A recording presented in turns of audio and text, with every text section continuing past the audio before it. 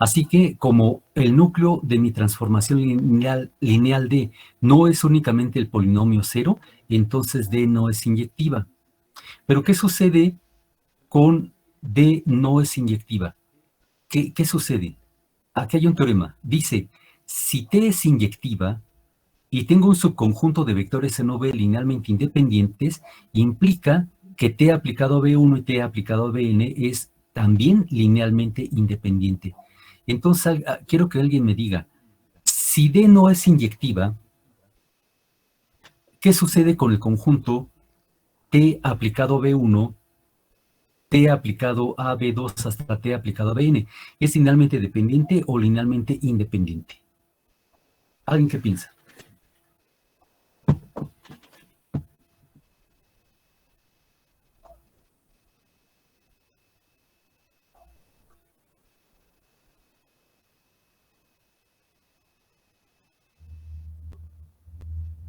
Pues supongo que linealmente dependiente.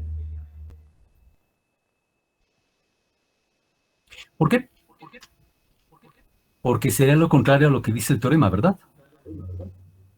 Sí. Pues ándale. Perfecto.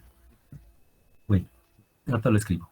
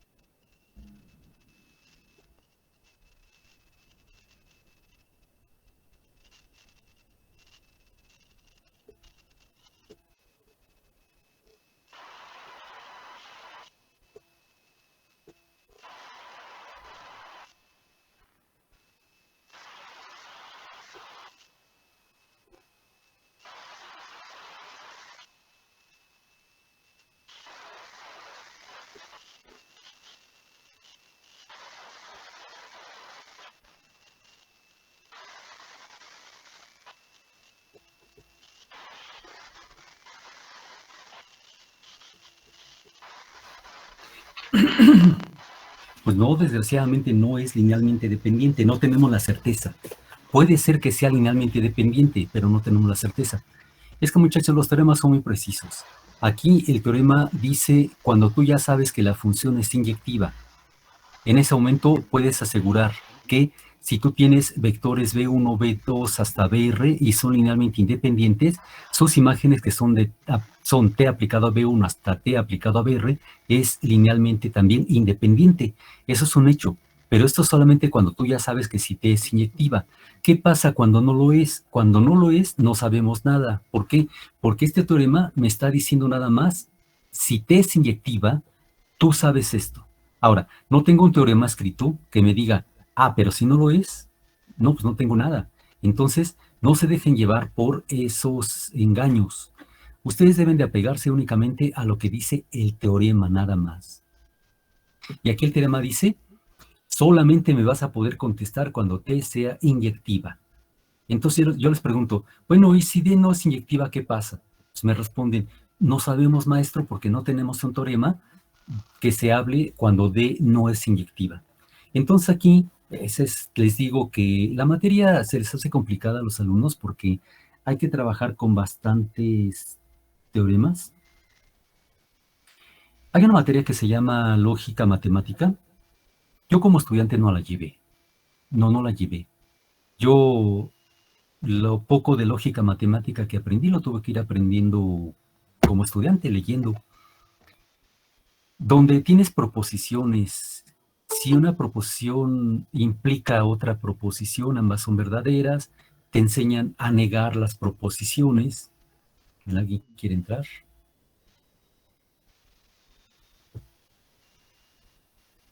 Sí, es Marco Antonio Pimentel, ya está, aceptado.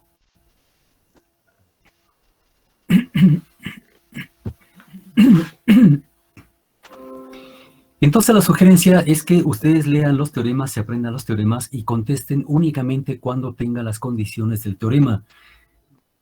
Si T es inyectiva, entonces contesta lo que está como resultado. Si T no es inyectiva, pues dime, no sé qué puede pasar, maestro, porque no tengo ningún teorema que me esté diciendo qué sucede cuando no es inyectiva. Pero bueno, esto que estoy haciendo nada más para enseñarles a que vayan utilizando la teoría. Yo sé que es cosa difícil. ¿Por qué? Porque en la facultad solamente se nos enseña, bueno, les enseñan, mejor dicho, a ser talacheros, pura talacha, y casi no ocupan las teorías. Después de todo lo que estoy diciendo y siga con los cálculos, se van a dar cuenta y van a decir, bueno, ¿para qué estoy diciendo todo esto? Pues otra vez estoy aplicando el teorema 3.2.d. Yo doy una base de los polinomios de grado menor o igual a 2, les voy a aplicar la transformación lineal, que es la derivada de cada uno de mis polinomios. Esta derivada genera a mi recorrido de t. Entonces, yo le estaba preguntando, pero ese conjunto que genere una vez que yo le aplique d, ¿será linealmente independiente o será linealmente dependiente? Para que sea linealmente independiente, debía haber tenido, según el teorema, que mi transformación lineal D sea inyectiva. Pero no fue inyectiva. Entonces queda descartada la parte linealmente independiente. ¿Qué le queda hacer? Le queda ser linealmente dependiente. Pero vean que no estoy utilizando el teorema que está aquí abajo. Bueno, no es un teorema. No estoy utilizando la frase. Si D no es inyectiva, y B1, B2 hasta B es linealmente independiente, entonces T aplicado a B1 hasta T aplicado a BR puede ser linealmente independiente o linealmente dependiente. Ya. Yo sé que esto los confunde bastante y van a decir, ay, Profesor, dime. y ahí no entra la definición de linealmente dependientes, que dice que el sistema tiene infinitas soluciones, es linealmente dependiente. Sí, lo puedes ocupar. Sí lo puedes ocupar. Pero la idea es que, pues para tener soluciones significa que debes de tener alguna ecuación. Pero sí está bien. Pero alguien quiere entrar.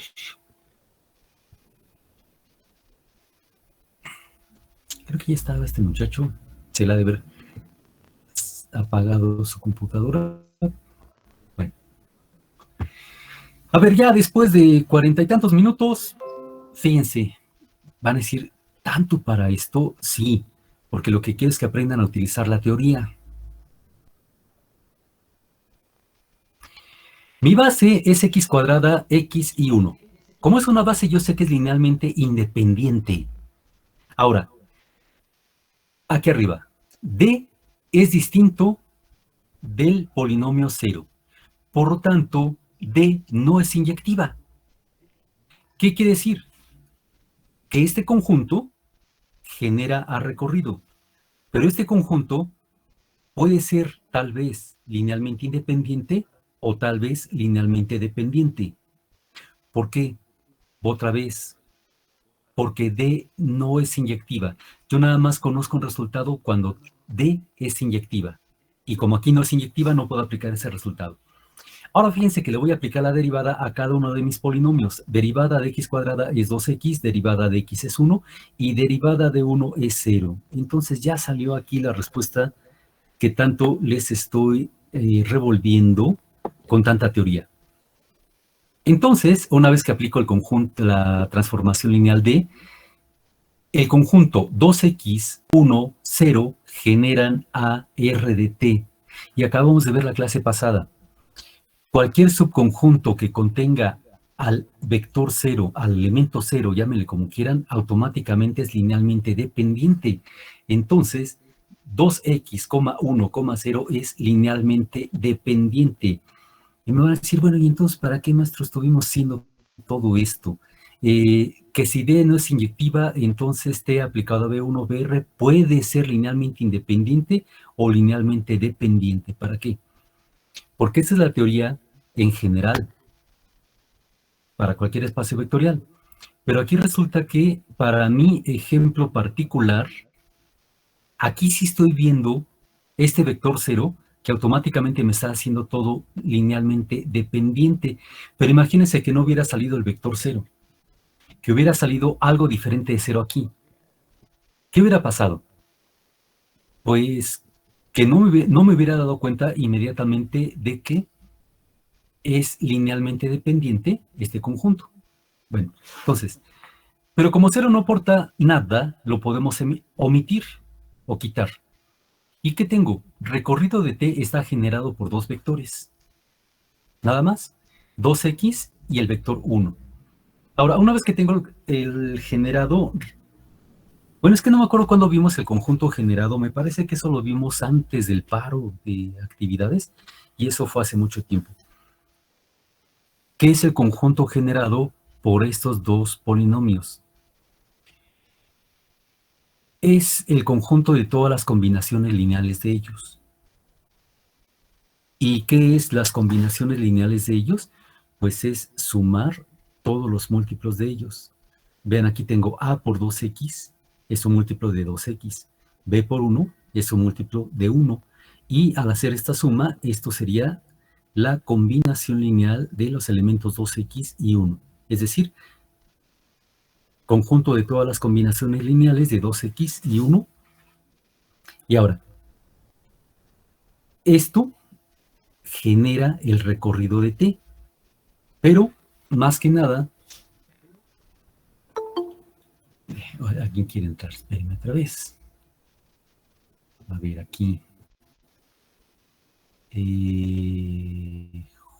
Julián Luis, Juan Carlos.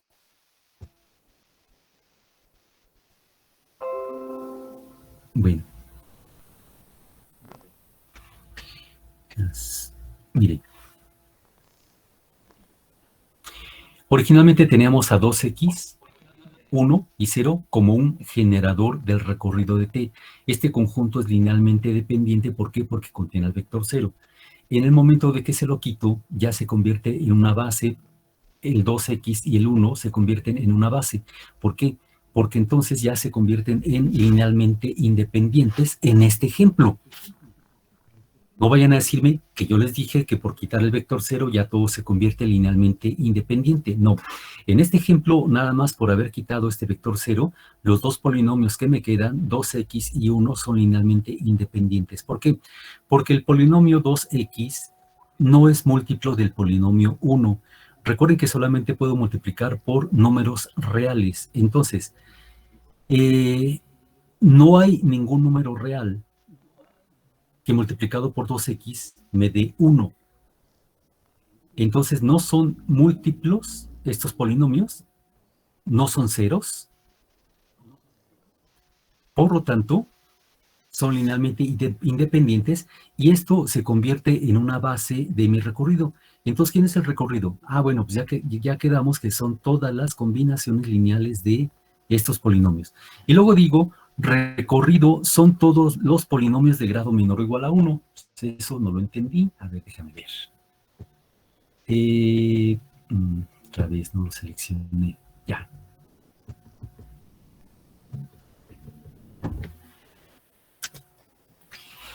Creo que esa parte no la entendí. Normalmente cuando me dan ejercicios, casi siempre me escriben que polinomios de grado 1 con coeficientes reales y me lo definen casi siempre con las letras AX más B. Oh, ¿qué le pasa?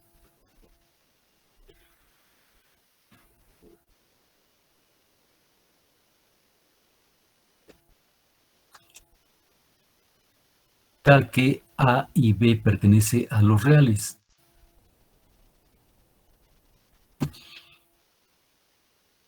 Pero en mi ejercicio resulta que mi recorrido de T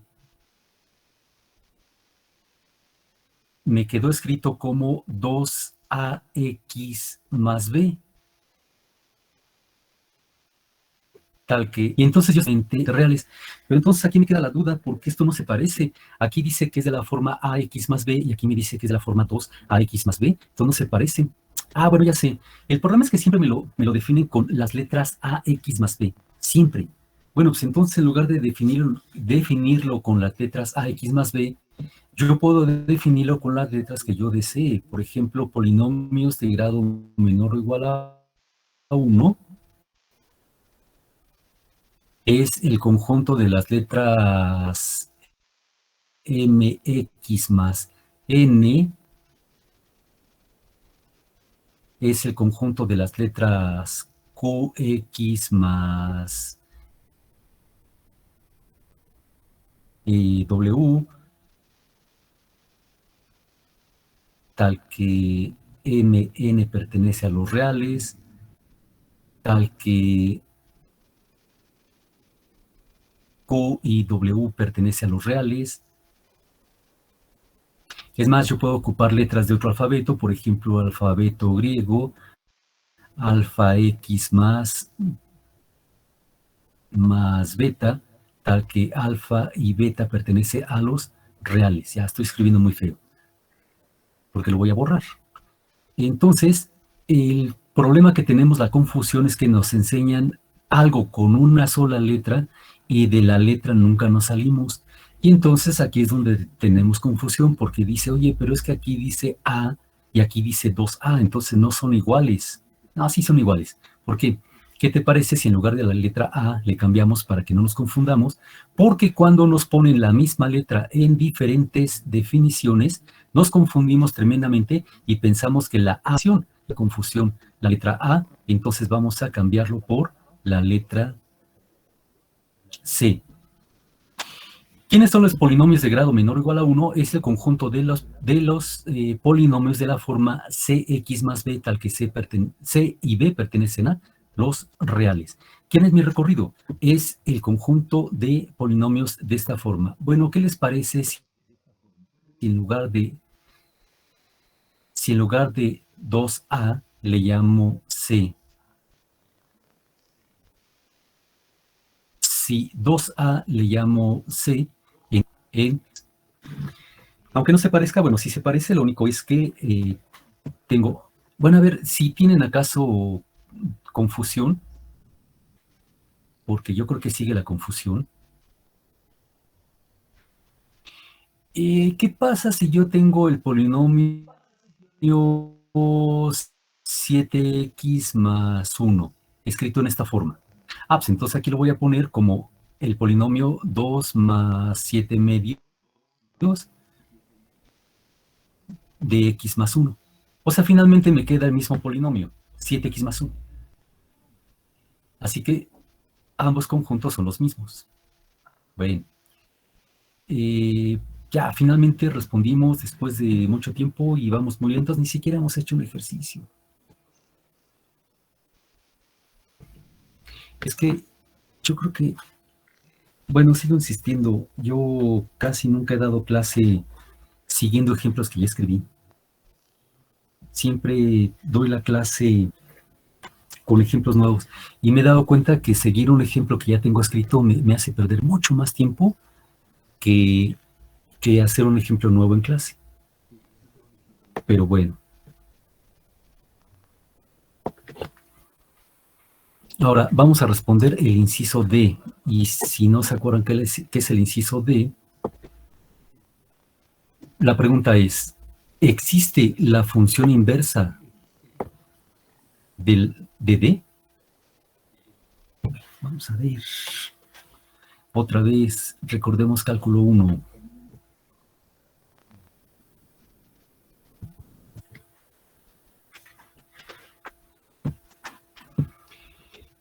Vámonos otra vez a cálculo 1. Este es un recordatorio.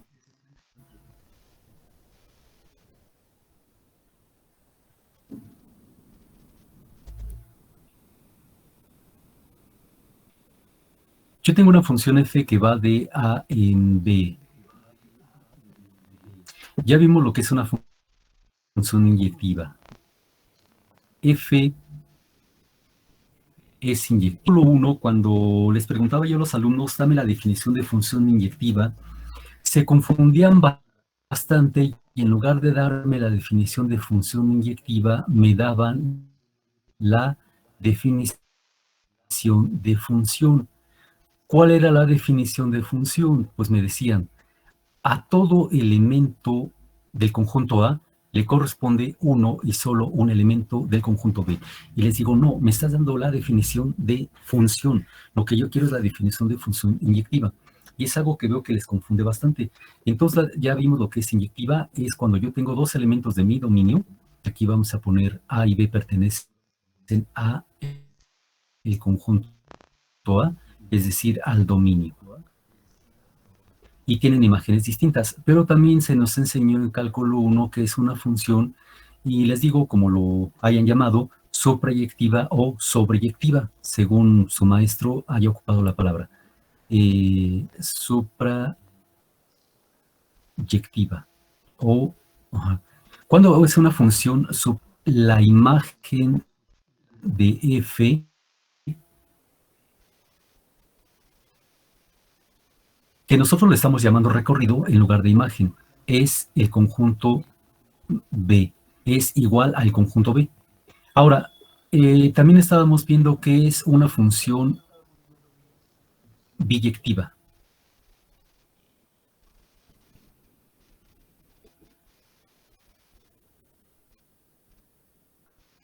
Una función es biyectiva cuando f es inyectiva y voy a cambiar, ahora voy a poner sobre. Hace rato escribí supra, ahora voy a escribir sobre. Al mismo tiempo. Bueno, aquí me preguntan, la pregunta es,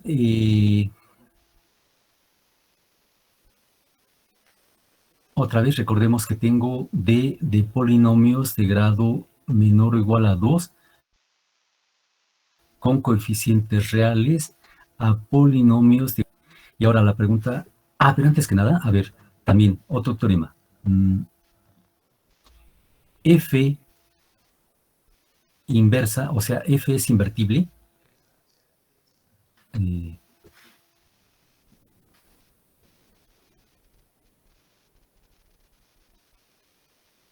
F inversa existe.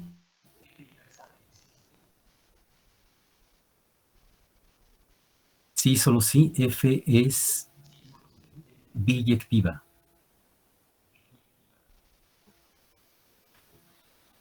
Bueno, una función es invertible si solo sí es biyectiva. Y aquí la pregunta es, me están preguntando, ¿es D invertible? Vamos a ver la pregunta. ¿Existe la inversa de D?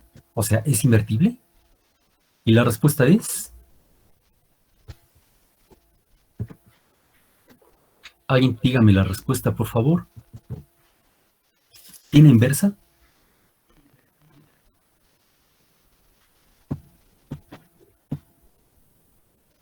Es que ya vimos todo, por eso lo estuve mencionando. Además, vean aquí lo que dice.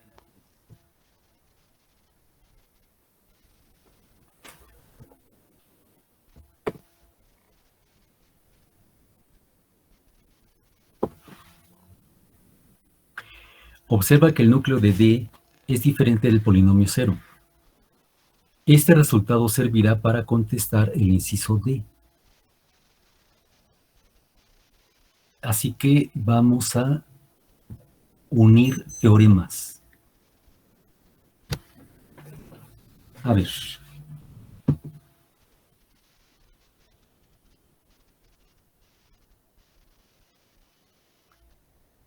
Núcleo de D, ¿qué sucede con él? Un tantito. Un momento. Ya.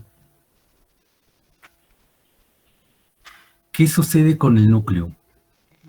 Ya rayé. El núcleo no es el vector cero, nada más.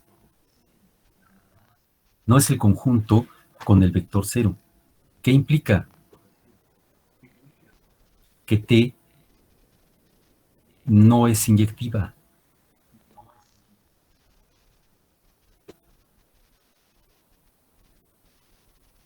Y si no es inyectiva, ¿qué implica? Si la función tiene que ser inyectiva y sobreyectiva al mismo tiempo, y esto para que sea invertible, y estoy viendo que no es inyectiva, pues esto simplemente implica que... aquí me equivoqué, déjeme quitar esto. Es una D. Implica que D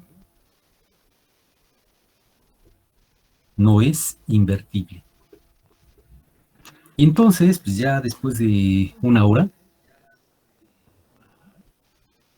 pues llego a la conclusión que está aquí.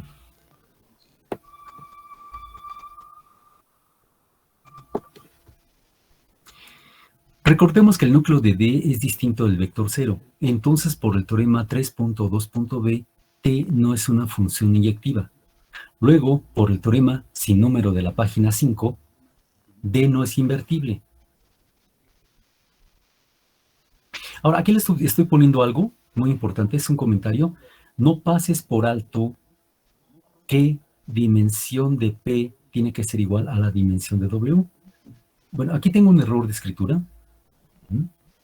Esta P mayúscula no es correcto. Lo malo es que ese es un PDF y no lo puedo corregir.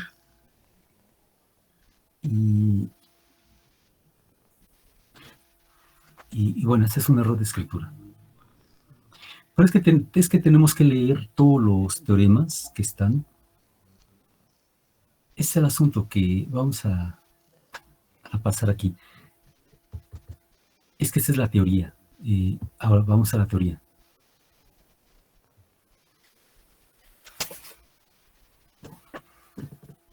¿Qué pasa? Ya pude. Ya, se abrió.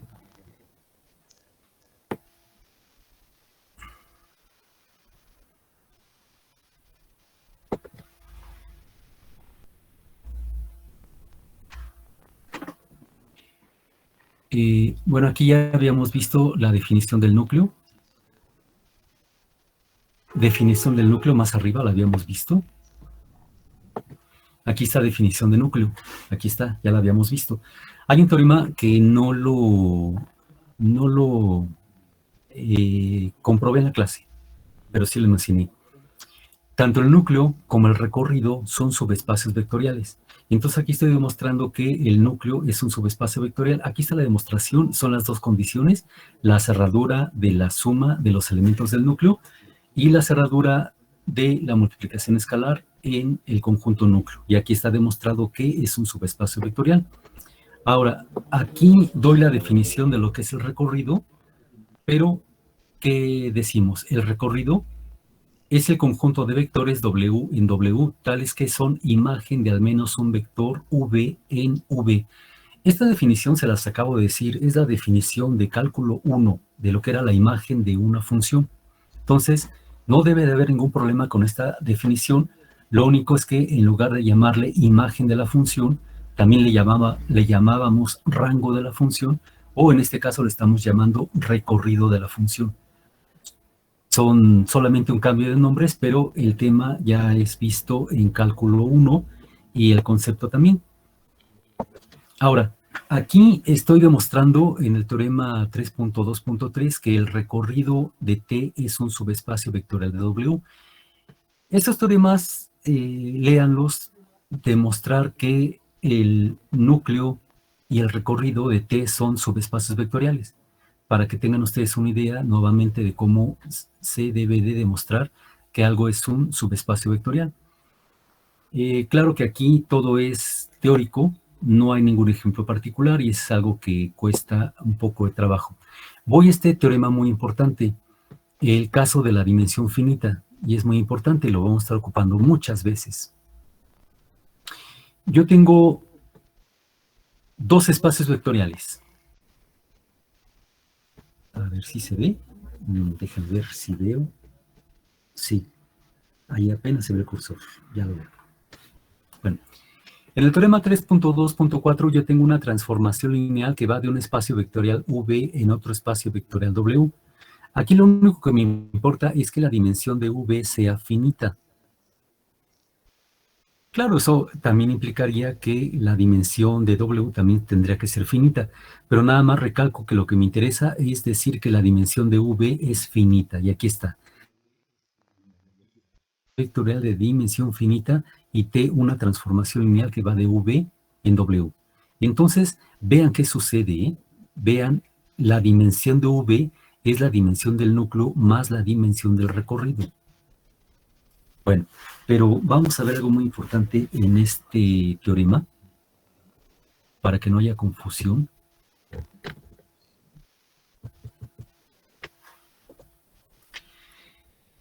Esto que estoy escribiendo lo voy a publicar como tarea, pero en realidad esto que estoy escribiendo ya no sirve como...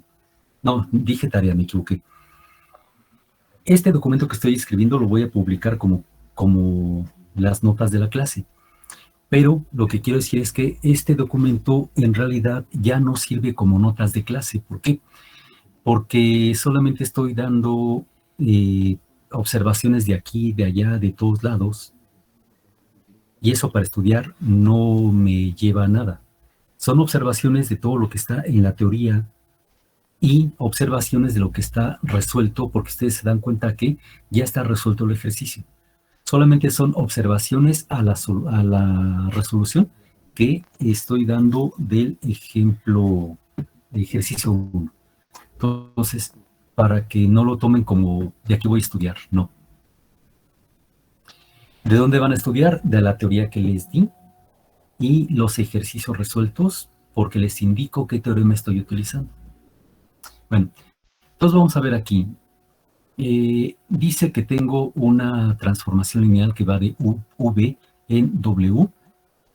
Esto es una transformación lineal y además la dimensión de V es finita.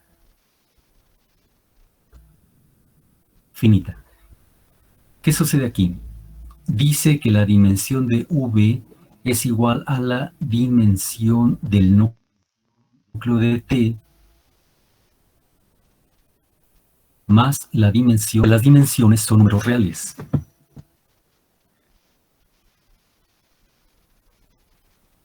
Dimensión es igual,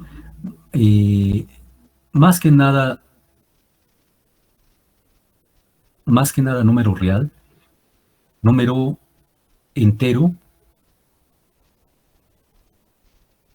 no negativo.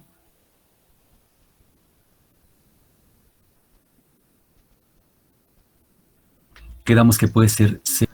La dimensión es un número. Pero si ustedes ven, curiosamente, yo tengo aquí un conjunto, tengo otro conjunto, esto es V, esto es W, ¿qué está aquí metido? Está metido el núcleo de T. Núcleo de T, aquí está metido, es este. ¿Y qué está metido aquí? Ah, pues aquí está metido recorrido de T. Pero vean lo curioso como la dimensión de V, la dimensión de todo este conjunto, es la dimensión de algo que ya está dentro de él, más la dimensión de algo que está completamente ajeno a él. Porque, si ustedes ven, el núcleo está contenido dentro de V y el recorrido es ajeno, está en otro conjunto. Entonces, este teorema curiosamente relaciona conjuntos que están separados. Pero bueno, es un teorema. Ahora, vamos a ver aquí.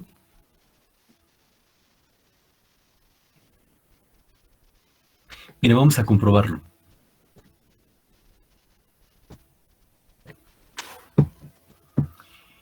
Nuevamente sigo con mi voy en el primer ejemplo, todavía no ha salido del primer ejemplo.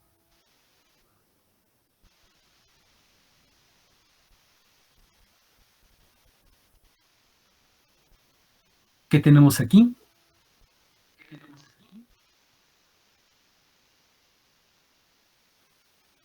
Acabamos de decir que la dimensión de los polinomios de grado menor o igual a 2 con coeficientes reales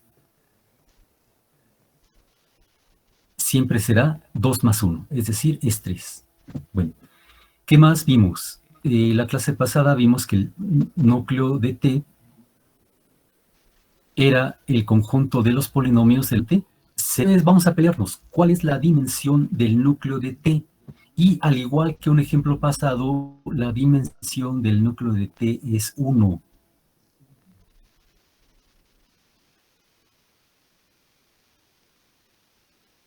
Dimensión del núcleo de T es 1. ¿Y por qué es 1? En lugar de 0x, voy a quitarlo. Voy a poner nada más C tal que C. Pero igual que la clase pasada, un ejemplo donde estábamos peleándonos con la dimensión del núcleo, y les dije, lo más fácil es que pueden ver que tiene dimensión 1 porque está expresado por una sola letra. Así lo escribí y puse la palabra una muy grande para que la vieran. Entonces aquí también el núcleo está expresado por una sola letra, que es la letra C. Entonces tiene dimensión 1. Ahora, ¿qué más acabamos de ver? Acabamos de ver que... ¿qué más vimos? Bueno, acabamos de ver que el recorrido, aquí lo pongo. ¿Quién era el recorrido? El recorrido era el generado por estos dos polinomios, x cuadrado y 1. Ahora,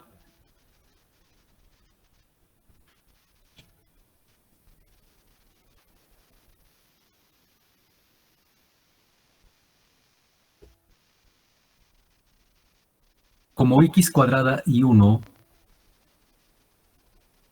como polinomios, son independientes, porque x cuadrada y 1 no son los polinomios nulos, y además los polinomios x cuadrada y 1 no son múltiplos. ¿Qué implica? Implica que forman una base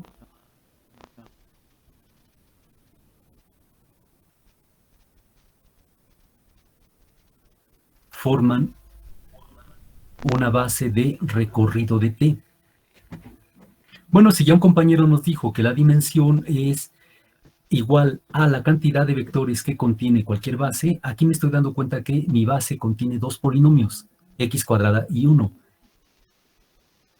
Esto implica que la dimensión de mi recorrido de... Y otra vez, la costumbre, déjeme quitarle todo, las letras T. Es que es la costumbre de que siempre ponemos T. Todo es D. Núcleo de D. La dimensión del núcleo de D. El núcleo de D. El recorrido de D. Aquí me faltó, forma una base de recorrido de D.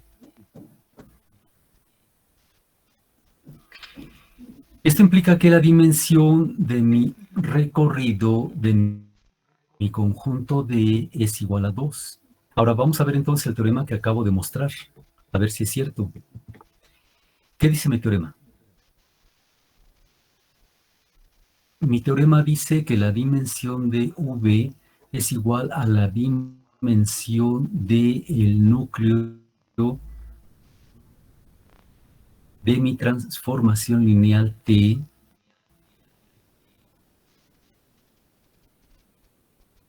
más la dimensión de el recorrido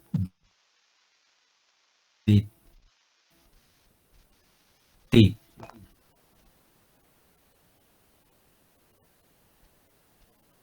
¿Dónde? ¿Dónde quién es T? Donde T es una transformación lineal que va de V en W. La dimensión, ¿cuánto? Ah, perfecto.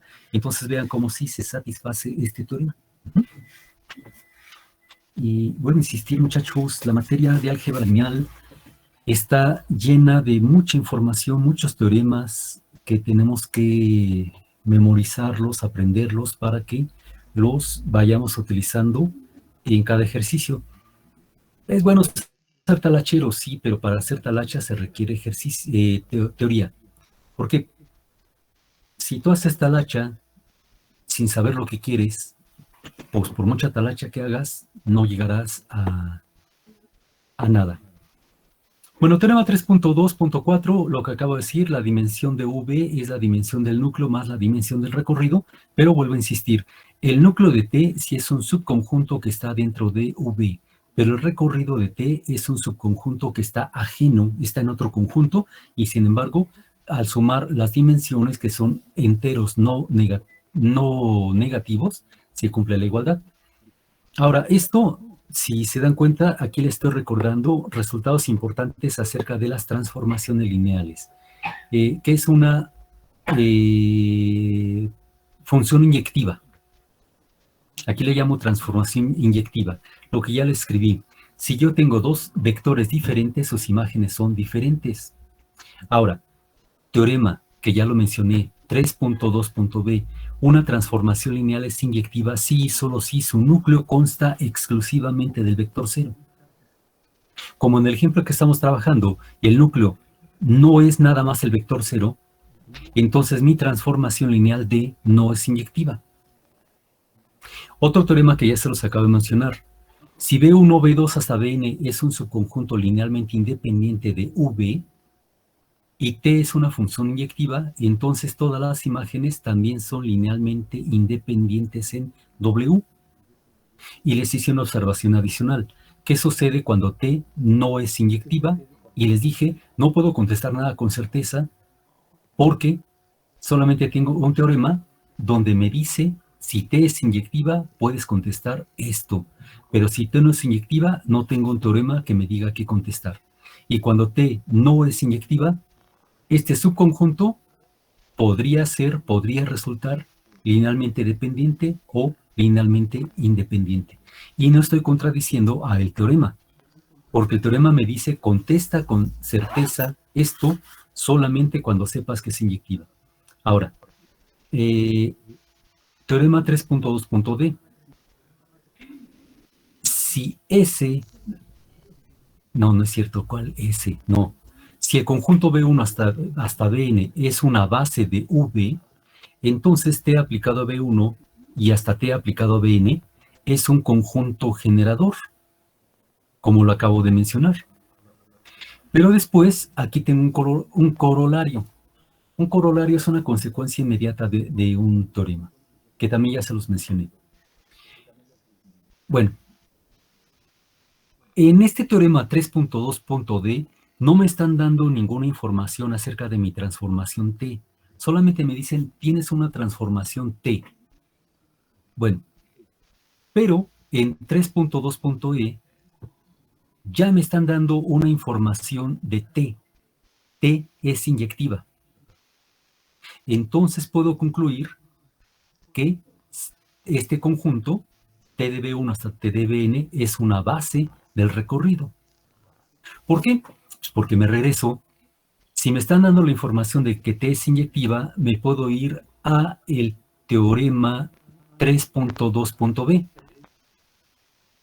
que mi transformación lineal es inyectiva. Bueno, es la información que me dan. Por lo tanto, sabiendo que es inyectiva, ocupo 3.2.c y me dice, si T es inyectiva, este conjunto es linealmente independiente. Pero vuelvo a repetir, vean, 3.2.d no me dan ninguna información de la T. Solamente aquí dicen, tienes una transformación lineal T, nada más, no hay información. Aquí en punto E, sí me están diciendo T es inyectiva. Entonces, regrésate a los resultados que te dicen cuando tienes una transformación inyectiva. Ya los puedes utilizar porque ya te están diciendo que T es inyectiva y con eso concluye que es una base. Esa es la idea de cómo tiene que aprender a utilizar los resultados. Miren, yo sé que esto suena un poquito ridículo. Ya, van a decir, oye, pues esto suena ridículo. Pero muchas veces el famoso chiste de que te dan una escopeta que sirve únicamente para matar elefantes. No, bueno, el chiste es, te dan una escopeta para matar elefantes rosas. Nada más, puros elefantes rosas, mata esa escopeta. Sí, no es cierto, estoy mal.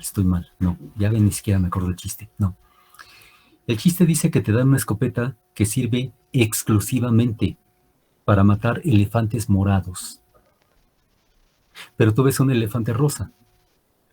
¿Y qué es lo que el chiste, o sea, es una moraleja? ¿Qué es lo que hacen ustedes? A ustedes se les da un teorema. El teorema es muy preciso. Aquí dice, tienes una escopeta. Punto. Si ves un elefante morado, le puedes disparar con la escopeta y lo matas. Esas son las instrucciones bien precisas. ¿Qué tienes una escopeta? ¿Cuál es la instrucción? Y ves un elefante morado, la instrucción es le disparas y lo matas. Pobrecitos elefantes, pero bueno, afortunadamente nada más es un chiste. Pero ustedes ven pasar un elefante rosa. ¿Qué hacen? Inmediatamente le empiezan a disparar. ¿Por qué? Porque nunca leen que tu instrucción es exclusivamente para elefantes morados. Por lo tanto, no podrías matar a ese elefante rosa. Pero el chiste ya se lo saben. Si tienes una escopeta que mata a elefantes morados y ves a un elefante rosa, ¿cómo le harías para matarlo? Y dicen, le apretaría la trompa para que no respirara hasta que se pusiera morado y ya le dispararía. Es el chiste de primaria, pero aquí se puede utilizar como una moraleja, porque ustedes, como les digo, si les dicen, esta escopeta te sirve exclusivamente para matar elefantes morados, ven ustedes un elefante rosa y inmediatamente le empiezan a disparar. Oye, pero ¿por qué le disparas? Esta escopeta no te va a servir. Aquí dice exclusivamente para elefantes morados. Entonces, la teoría, se tiene que leer así al pie de la letra, se tiene que seguir como está. ¿Cómo dice la teoría? Pues, vean ustedes aquí. 3.2.d. Solamente me están diciendo que tengo una transformación T, no me dan información de mi transformación T. ¿Qué quiere decir? Que cuando yo me enfrente con un ejercicio, yo voy a ser el que voy a investigar si mi transformación lineal T es inyectiva o no lo es. Pero de antemano no puedo suponer nada, porque solamente tengo una transformación T. Pero si en algún momento yo compruebo que T es inyectiva, entonces ya tengo teoremas que me van a dar resultados y ya puedo irme a mis teoremas. Digamos que el comprobar que es inyectiva, digamos que es comprobar que el elefante es morado. ¿Y quién es mi escopeta? Pues este teorema, por ejemplo, el teorema 3.2.c. Como ya tengo un elefante morado, es decir, ya tengo una función inyectiva, entonces ya puedo aplicar este resultado. TdB1 hasta TdBn es linealmente independiente, equivaldría a ya puedo matar a ese elefante.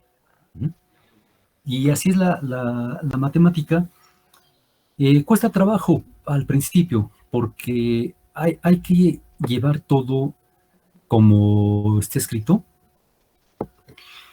No puedo hacer mis suposiciones en las matemáticas. No puedo decir, yo le hago esto. No, espérate. Si le vas a hacer esto, justifícame que hay un teorema, un resultado que diga que sí lo puedes ocupar. Bueno, ahora ya tenemos, otro enunciado. En toda transformación lineal, esto ya lo vimos. T aplicado a 0dV es igual a 0W. Esto ya lo vimos y dijimos que esto se puede aplicar como una prueba rápida para demostrar que una transformación no es lineal. En la siguiente forma, si T aplicado a 0 a V no es igual a 0 de W, entonces no es lineal. E hicimos un ejemplo. que fue el número 2 de la serie. Bueno, ahora sí tenemos que ver lo que es la matriz asociada a una transformación lineal, y vamos a tener que ocupar bastante teoría. Aquí está toda la teoría. Bueno, aquí tengo teoremas. A ver, tengo más teoremas.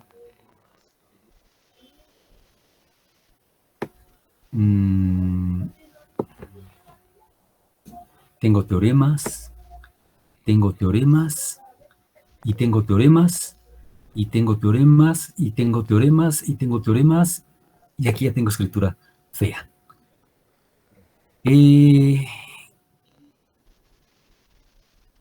Miren, hasta la página 5 tengo un ejemplo. Un ejemplo sencillo para que entiendas. Bueno, vean cómo todo es, esto es pura teoría, bastante teoría, ¿eh?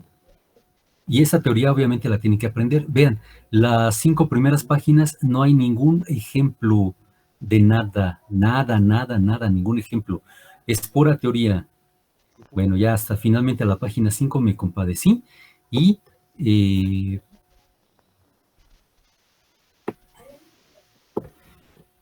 bueno, primero aquí en el ejemplo 5 tomé una función f de x.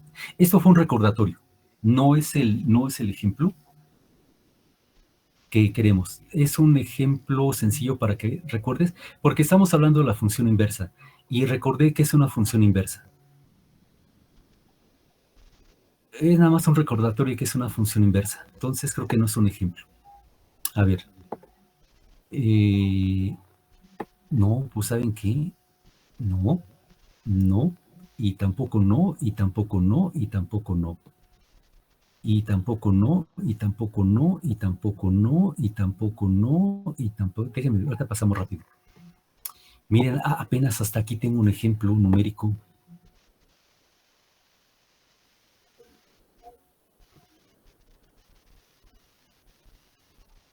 Miren, hasta la página 6, apenas tengo un ejemplo numérico. Hagamos el ejercicio 16 de la serie para entender todo lo anterior. Y este es el único, bueno, no es el único. Aquí empiezo con un ejemplo numérico para que se entienda lo que hicimos. Ejemplo numérico. Ya después regreso a la teoría. Teoría.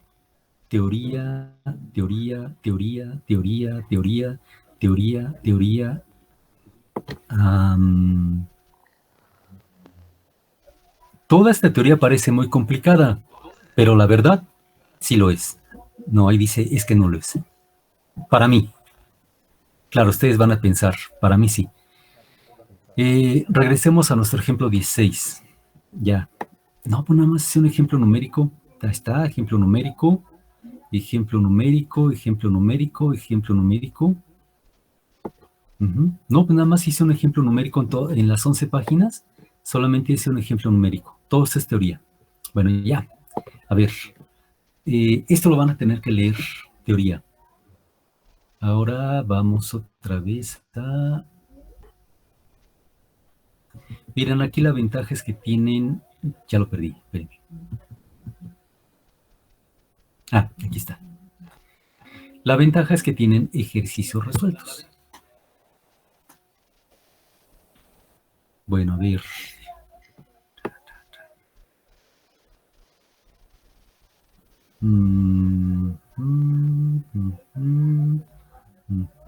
Déjenme ver qué les pongo como ejemplo.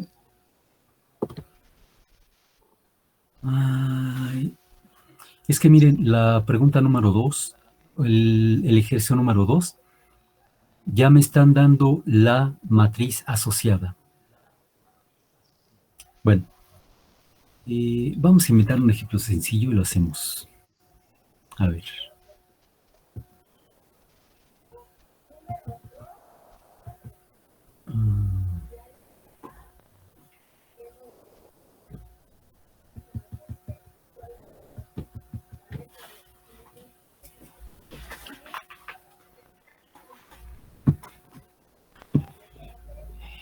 Miren otra vez, este es un recordatorio.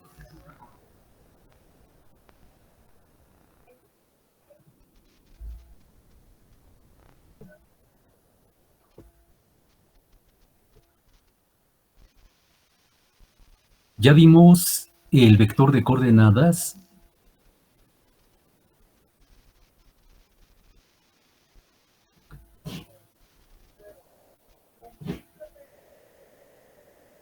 de coordenadas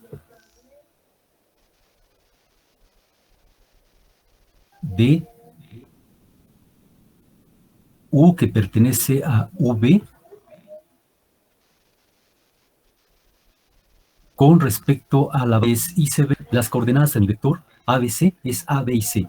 Entonces ahí está escrito en una clase, les hice ver que eso solamente es cuando tenemos la base canónica, porque di un ejemplo donde las coordenadas de ABC en la base canónica son ABC. Las componentes son ABC. Y ese mismo ABC lo hice con otra base y me salió que las coordenadas eran DEF. Bueno, entonces ya lo vimos, el vector de coordenadas de U con respecto a la base A se representaba así, y cómo se definía, pues es un vector columna. Este vector columna contiene a C1, C2 hasta Cn. Déjeme borrar aquí, no se ve bonito, parece una línea.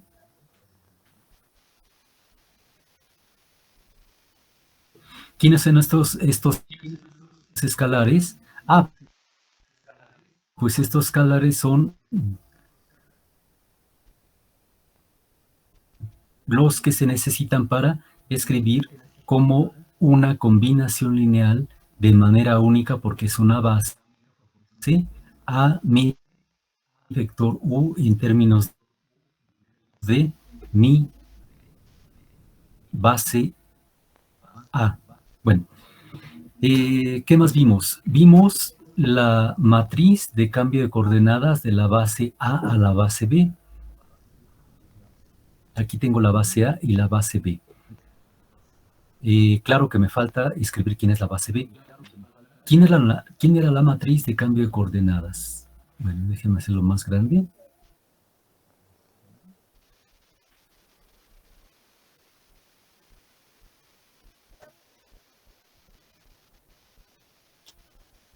La matriz de cambio de coordenadas era B, el vector de coordenadas de B2 con respecto a la base B, hasta el vector de coordenadas de Bn con respecto a la base B. Y esto me daba una matriz de tamaño n por n. Esto ya lo vimos. Y vimos cómo se construía. Teníamos obviamente que resolver sistemas de ecuaciones lineales para cada uno de los vectores de coordenadas. Aquí, donde B es otra base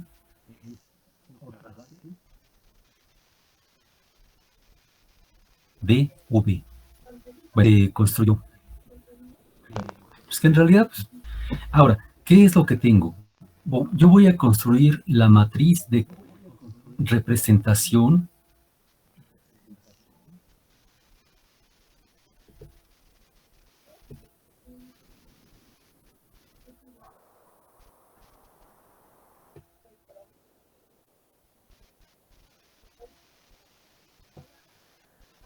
de T, que va de V en W,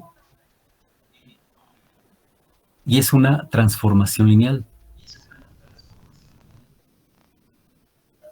Si ustedes se dan cuenta cuando vayan leyendo los ejercicios, yo hago mucho énfasis en esto.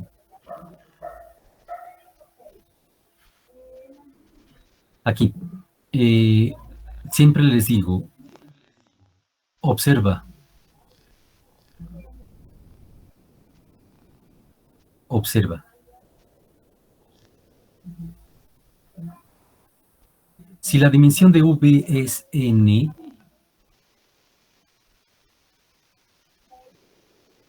y la dimensión de W es m,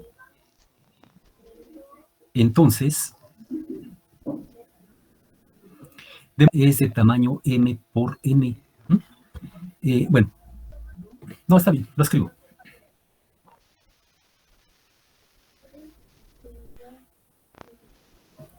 Dice, entonces, la matriz que representa a mi transformación lineal de la base B a la base, de la base A a la base B, es de tamaño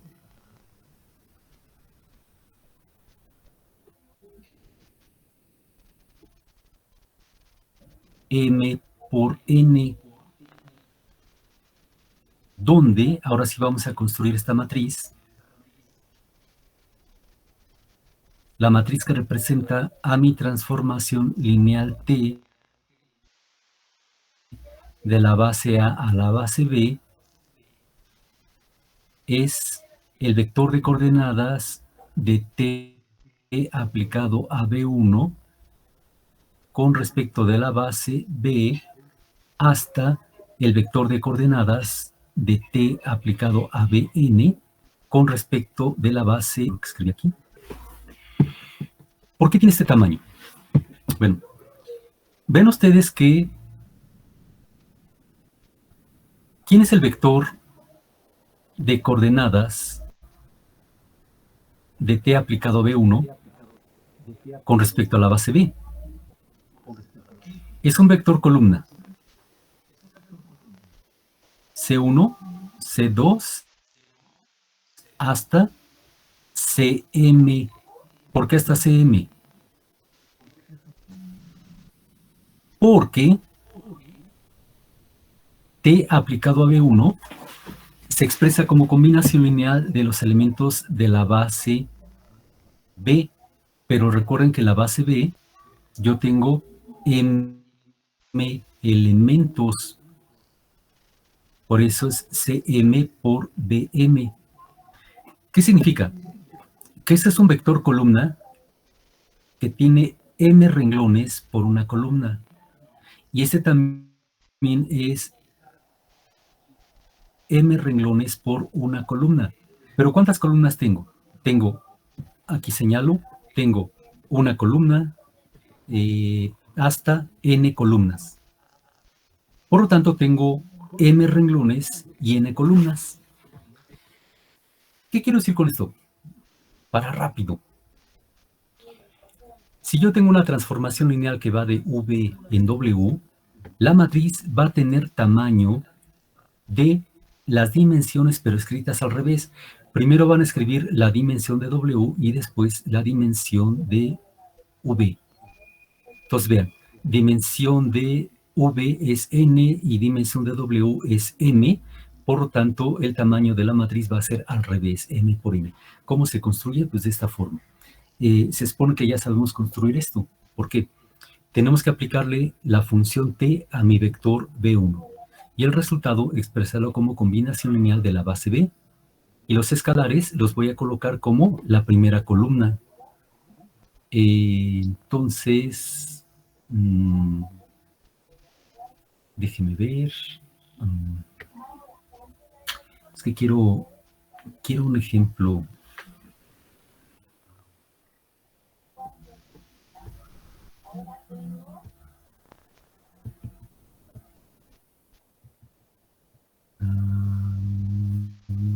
Déjenme buscarlo. Aquí está. ¿Sabe qué? Lo voy a subir. Mover al principio. Ya está.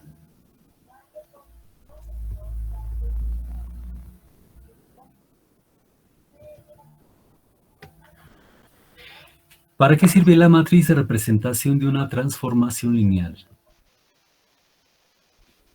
Son 2 páginas.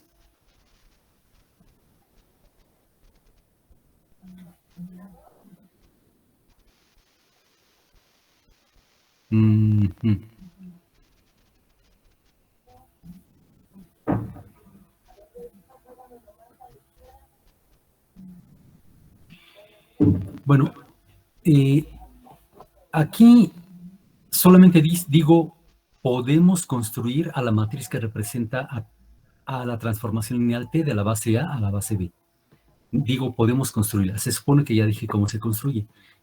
Estoy aplicando un teorema, pero miren, vean aquí. Aquí la estoy construyendo. A ver. Tengo una transformación lineal, ya lo había mencionado, tengo una transformación lineal que va de R3 a R2. Entonces, como R3 tiene dimensión 3 y R2 tiene dimensión 2, la matriz que represente a mi transformación T va a tener dimensión 2 por 3. Estoy aplicando un resultado y automáticamente ya sé cuál es el tamaño de mi matriz, 2 por 3. ¿Cómo está definida mi transformación lineal? Quedamos que era la proyección de un vector XYZ en el plano XY, es decir, le quita la componente de en medio y se queda solamente con las componentes XZ. ¿Qué tengo que hacer para responder todo? En el tema 3, en el tema 4, en el tema 5, en todos los temas que faltan, lo que yo debo de hacer es saber dar una base para responder lo que se me va a pedir. Si no doy una base, no puedo responder nada. Aquí en este caso estoy trabajando con las bases canónicas.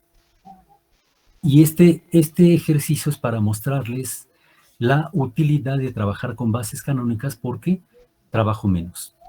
Ahora, ¿este ejercicio de qué se trata?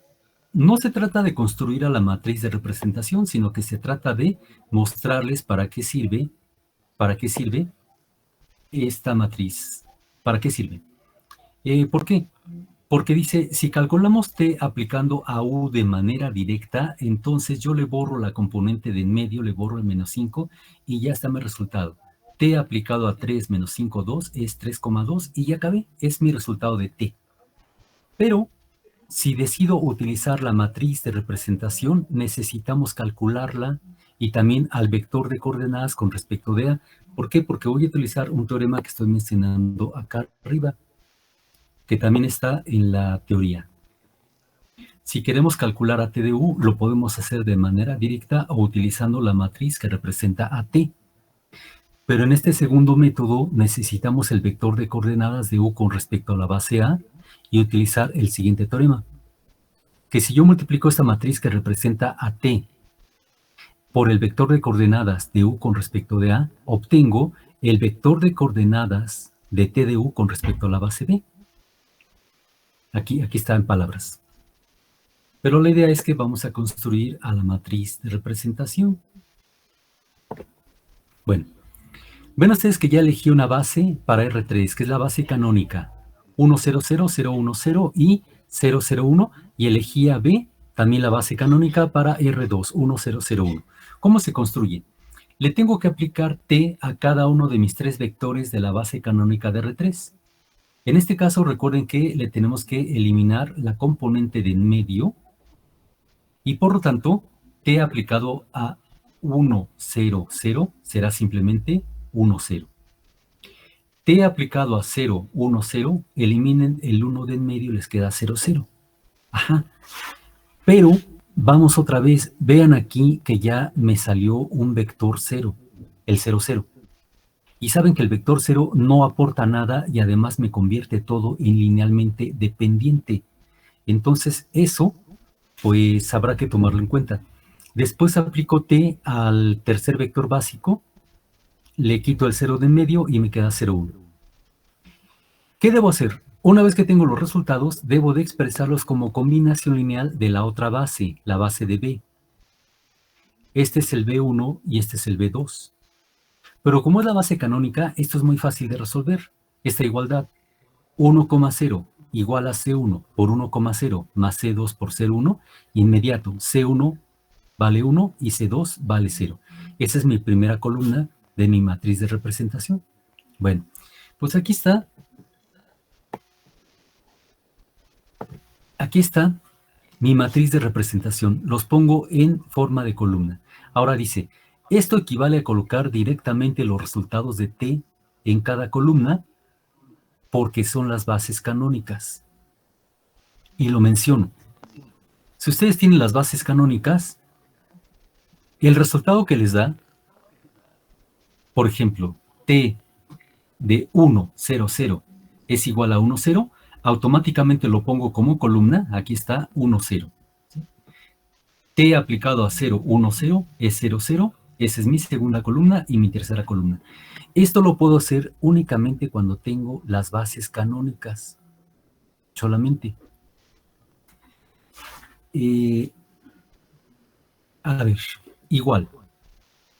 Para calcular el vector de coordenadas de 3 menos 5, 2, pues hicimos un ejemplo la clase pasada y dijimos que las componentes de 3, menos 5 y 2 son 3, menos 5 y 2. Y sus coordenadas también son 3, menos 5 y 2. ¿Por qué? Porque estoy trabajando con la base canónica. O, si no, mi vector 3 menos 5, 2 lo expreso como combinación lineal de mi base canónica y el resultado es automático. C1 vale 3, C2 vale menos 5 y C2 vale 2.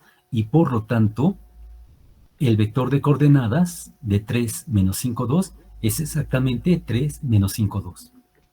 Pero repito, esto porque tengo la base canónica. Bueno, no me voy a fijar ahorita en lo que sigue. Bueno, no me voy a fijar en este. Bueno, sí, si quieren, apliquemos el teorema. Multiplico la matriz que representa a mi transformación T, que es 1, 0, 0, 0, 0, 1, por vector de coordenadas, que es 3 menos 5, 2. Hago la multiplicación y me queda 3, 2. Este 3, 2 no es el resultado. No, es el vector de coordenadas de T aplicado a 3 menos 5, 2 con respecto a la base B. Y este último resultado hay que expresarlo como combinación lineal de la base B. Pero pues es muy fácil, porque 3,2 lo expreso como 3 por 1, 0, más 2 por 0, 1, y finalmente llego a 3, 2. Entonces ustedes van a decir, bueno, pero ¿para qué tanto problema? ¿Por qué? ¿Por qué tanto problema? Si aquí dice, si calculamos a T aplicándolo de manera directa, le borro la componente de en medio y mi resultado me queda 3,2 y ya acabé. Entonces, ¿para qué me complico la vida? Si decidimos hacerlo utilizando la matriz de representación, ¿para qué me complico la vida en hacer todos estos cálculos y al final llegar al mismo resultado, 3,2? Bueno, les vuelvo a comentar que esto de utilizar las matrices es una memoria de cálculo. Tú puedes hacer tu programa donde vas a meter esa matriz y vas a hacer un programa que se estén multiplicando vectores por esa matriz. Eso es una memoria de cálculo. Es decir, si tienes que hacer bastantes veces el mismo cálculo para diferentes vectores, la matriz va a ser la misma. Por lo tanto, tú puedes programar, meter los datos de tu matriz y solamente hacer un programa que te vaya multiplicando el vector que tú vayas dando por la matriz que ya está definida. Y automáticamente te va a dar la cantidad de resultados que necesites sin necesidad de estarlo haciendo uno por uno. Es por eso la ventaja de ocupar matrices que aquí no se ve. Aquí no se ve porque aquí no hacemos ninguna programación para hacer una memoria de cálculo. Bueno, ahora, es el mismo ejemplo pero con bases no canónicas. ¿Qué tengo aquí? Tengo la base 1, 3, 0, menos 2, 1, 4, 5, menos 1, 1, base para R3, y 7, 1 y menos 4, 3, base para R2. Bueno, igual, si calculamos de manera directa T aplicado a 3 menos 5, 2, le borro la componente de en medio, me queda 3, 2 y ya acabé. Pero ahora vamos a construir, y aquí está un ejemplo. Vean, fíjense. ¿Cuánto esté aplicado a 1, 3, 0? Recuerden que le borro la componente de en medio y me queda 1, 0. Si se da cuenta, en el ejemplo anterior, 1, 0, inmediatamente lo puse como la primera columna de mi matriz de representación. Pero vean que aquí ya no aparece 1, 0, aparece 3 25avos y menos un 25avo. ¿Por qué? Porque no tengo la base canónica. De igual manera, menos 2,4 ya no es la segunda columna de mi matriz. Y 5, 1 tampoco es la tercera columna de mi matriz de representación. Regreso a la página anterior, porque es muy importante. Y ya lo saqué.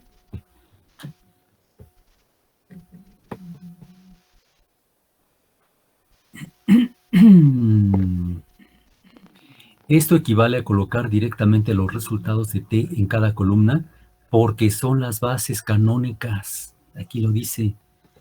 Pero aquí, pues ya está que no tengo las bases canónicas. Por tanto, los resultados 1, 0, menos 2, 4 y 5, 1 no los coloco directamente, sino que los expreso como combinación lineal de la base B. Ahora tengo 1,0 es C1 por 7,1 más C2 por menos 4,3. Vuelvo a insistir, esto es un sistema de 2 por 2. Ya no escribí cómo se resuelve, solamente dije, lo resolví por medio de la matriz inversa y obtuve estos resultados, 3/25 y menos 1/25, que son la columna 1. Entonces, es la forma de cómo se construye una matriz de representación. Pero, bueno, de igual manera, calculemos el vector de coordenadas de 3 menos 5, 2. Vean que aquí el vector de coordenadas ya me salió un número, un vector con números, pues para mi gusto, muy feos. Menos 101/71, 18/71 y 70/71. Fíjense otra vez, las componentes de mi vector, sus componentes son 3, menos 5 y 2. Sus coordenadas son 3, menos 5, 2, cuando tengo la base canónica. Las componentes de mi vector son 3, menos 5, 2, y sus coordenadas son menos 101/71, 18/71 y 70/71 para estas nuevas bases. Bueno, aquí vuelvo a hacer lo mismo, multiplico la matriz que representa a mi transformación lineal, pero ven como mi matriz ya no es la de antes. Es un 25avo de 3, 10, 19, etcétera.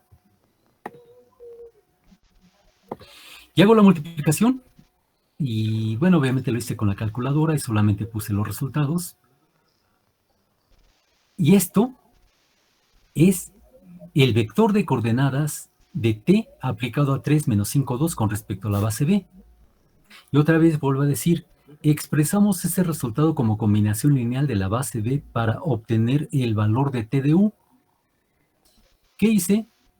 Pues 1207 entre 25 por 71 lo multipliqué por el vector 7,1.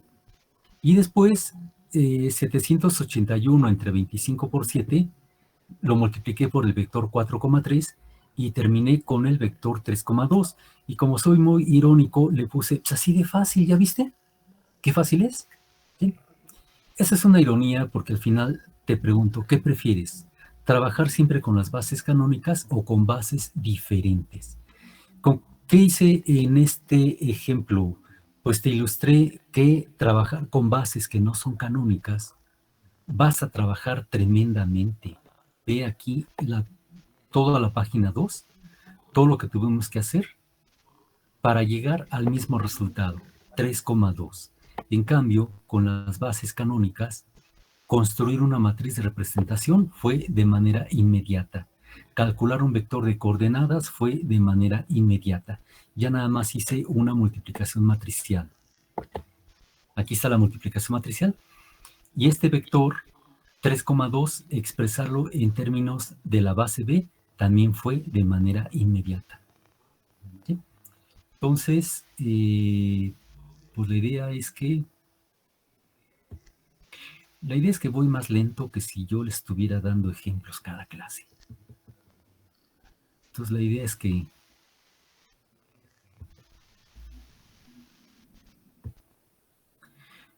no sé dar clase con apuntes. Y no me gusta. Creo que no me gusta. Pero bueno.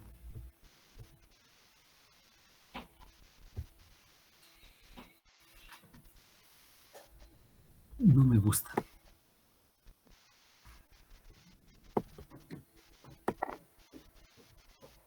Yo creo que voy a cambiar eso.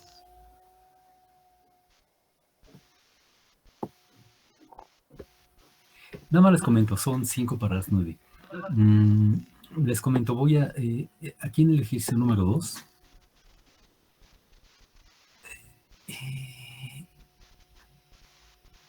Y les digo, esta es una pregunta muy recurrente. Encuentra la regla de correspondencia de T. Y la única información que me da es la matriz de representación. Ahora, ¿qué dice? Para responder esto, les digo que me equivoqué porque puse deber recordar. Y era, debes recordar cómo se construye la matriz o no podrás hacer nada. Tú debes de saber cómo se construye esta matriz porque ahora la información la vamos a dar en reversa. Cuando tengo la regla de correspondencia, yo hice mis cálculos y obtuve esta columna y esta columna. Pero eso es cuando tengo la regla de correspondencia. Aquí no la tengo. Aquí solamente me dicen que tengo una transformación T. ¿Qué voy a hacer? Voy a tomar esta columna y voy a hacer cálculos, digamos, en reversa, ambas columnas, para llegar a lo que es la transformación lineal T. Ahora, les doy un procedimiento, y les hago hincapié, que es algo muy recurrente en los exámenes, encontrar la regla de correspondencia, y les doy un procedimiento de cómo encontrar la regla de correspondencia. Ahí está, lo van a leer. Expresa un vector arbitrario U de B como combinación lineal de la base, etcétera. Bueno, ya lo veremos. Ustedes leen el... Y aquí estoy aplicando el procedimiento a mi ejemplo que me dan. Bueno, ahí van a seguir los pasos y finalmente llego a la regla de correspondencia. ¿Por qué? Porque si ustedes se dan cuenta, piensen nada más. Obtener la regla de correspondencia de T. Perfecto. Número 2. Obtener el núcleo y el recorrido de T. ¿Pero qué necesitas para responder el núcleo y el recorrido?